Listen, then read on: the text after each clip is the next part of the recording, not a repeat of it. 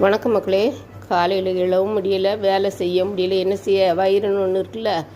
அதனால் அடை தோசை. அதனால் ஒரு பங்கு அரிசியும் அரை பங்கு கடலைப்பருப்பும் அரை பங்கு துவரம் பருப்பும் போட்டு நல்லா நைட்டு ஊற வச்சு காலையில் அரைச்சி ஒரு வெள்ளைப்பொடி போட்டு உப்பெல்லாம் போட்டு அரைச்சிட்டு இருந்தாச்சு. மஞ்சத்தூள் மிளகாத்தூளெல்லாம் போட்டாச்சு.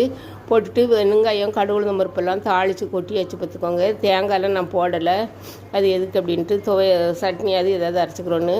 இந்த தோசை வந்து நல்லா நைஸாக இருந்தால் தான் உங்களுக்கு சாப்பிட முடியும். நீங்கள் அப்படி ஒரு தோசை சுட்டு எடுத்துட்டிங்கன்னா இன்றைக்கி வென்று தான் கிள்ளி தான் கேட்டிங்களா. அந்த அளவுக்கு இது வந்து நம்மளை பாடப்படுத்தும். கல்லை நல்லா பழக்கினா தான் வரும். செல்லதவங்களுக்கு அடை தோசைங்கிறது வரவே செய்யாது பார்த்துக்கோங்க. தடிசாக வரும். ஆனால் இப்படி நல்லா மெல்லுசாக சுடணும்னா கொஞ்சம் போல் ஒரு கரண்டி மாவு வச்சு நல்லா தேய்ச்சி கொஞ்சம் நேரம் கழிச்சு எண்ணெய் எடுத்து லேசாக அப்படி ஊற்றி தெரிச்சு ஒரு தாளிக்காத சட்னி வச்சலாம். ஆனால் நான் தாளித்த சட்னி தான் வச்சுருக்கேன். பிடிச்சிருந்தா ஒரு லைக்கை போட்டு விட்டுங்களேன். என்ன